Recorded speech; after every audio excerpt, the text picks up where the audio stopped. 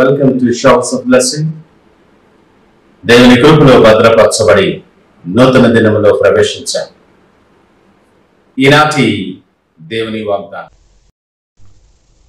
నీతో యుద్ధము చేయువారితో నేనే యుద్ధము చేసేదను. I will contend with those who contend with you. యెషయా గ్రంథం 49వ అధ్యాయం 25వ వచనం. Praise God. ఈ నూతన దినములు దేవుడు మీ కొరకు సిద్ధపరిచిన ప్రతి దీవెన ఆకాశపు వాకిళ్ళు విప్పి మీ మీద కృమ్మరించునుగాక. మరి యొక్క నూతన దినాన్ని ఆరంభిస్తున్న నేపథ్యములో ప్రేమ కలిగిన వాగ్దానము ద్వారా దేవుడు మనల్ని దర్శిస్తూ ఉన్నాడు. మన జీవితం నిత్యమైన పోరాటమే.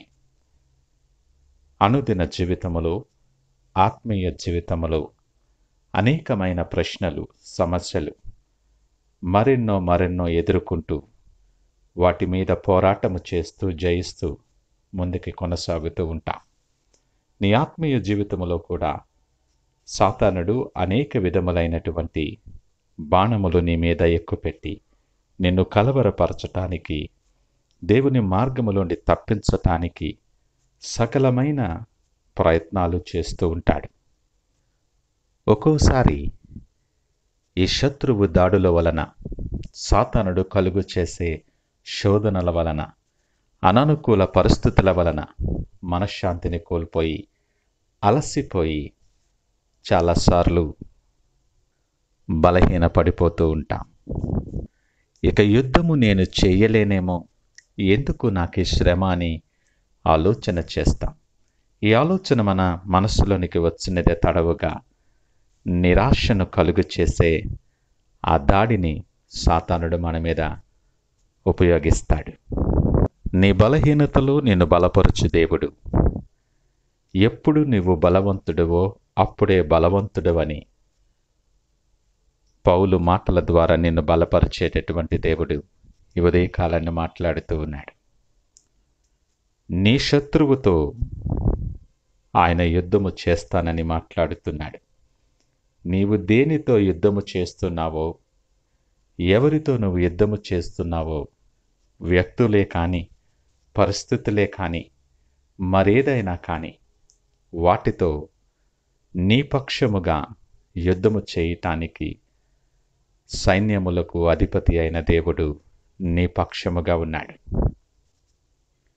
ఈ మాట ఎంతో ఆదరణ కలుగు చేస్తూ ఎంతో ధైర్యాన్ని మన జీవితంలో నింపుతుంది అని అంటాడు. బలాఢ్యులు, చెరపట్టబడిన వారు సహితము విడిపింపబడుదురు. అద్భుతమైన వాగ్దానం. ఆయన నీ పక్షముగా ఉండగా నీకు విరోధి ఎవడు? నీకు విరోధముగా రూపించబడిన ఏ ఆయుధమును వర్ధిల్లనీయడు ఆయన. నీ పక్షమున ఆయన ఉండగా నీవు ఊరకే నిలుచుండి ఆయన కలుగు చేసే రక్షణను చూసే ధన్యత నీకు అనుగ్రహిస్తూ ఉన్నాడు. నీవు బంధకములో ఉన్నా, నువ్వు చెరసాలలో వేయబడిన, అనేకమైన అననుకూల పరిస్థితుల్లో నువ్వు చుట్టబడి ఉన్న ప్రతి బంధకానికి, ప్రతి బలహీనతకు అతడు విడుదల ప్రకటిస్తూ ఉన్నాడు.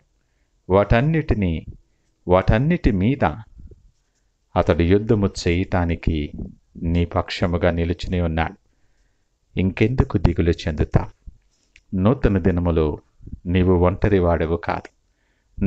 నూతన దినములో పోరాటము నీది ఒంటరి పోరాటము కాదు.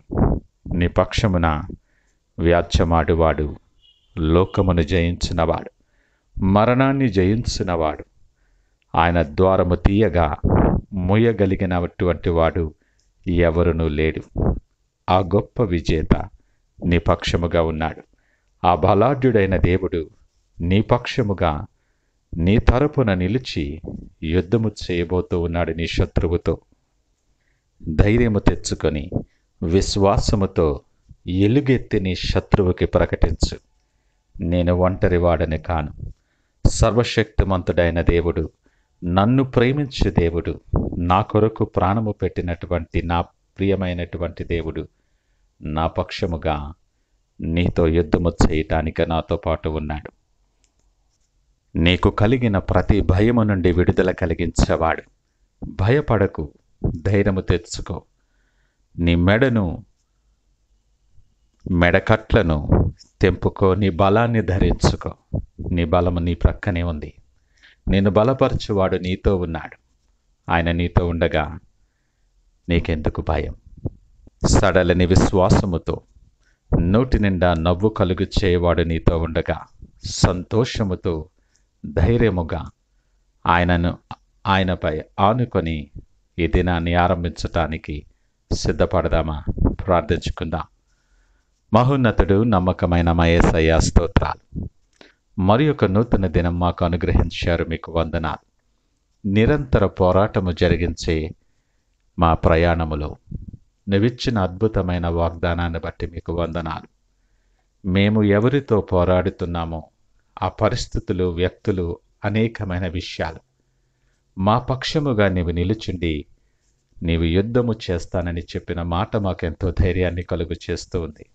ఇదిగో నీ చేయి పట్టుకొని నీతో నడవటానికి, నువ్వు అనుగ్రహించే రక్షణలో మేము నిలుచుండటానికి, మీ పక్షముగా అనేక మందికి సాక్షిగా దీవెనకరముగా మేము నిలవటానికి సిద్ధపడుతూ ఉన్నాం. నీ కనుదృష్టి మా మీద ఉంచండి. రక్షింప నేరకయుండునట్లు కురుచ కాలేదు అన్న మీ చెయ్యిని చాపి మమ్మలను పట్టుకొని దీవెనకరమైన మార్గాలలో, మీరు సిద్ధపరిచిన ఆశీర్వాదకరమైన మార్గాల్లో నడిపించి మీరే మహిమ, ఘనత, ప్రభావాలు పొందమని యేసు నామమున అడిగి వేడుకొనుచున్నాము తండ్రి. ఆమేన్. God bless you.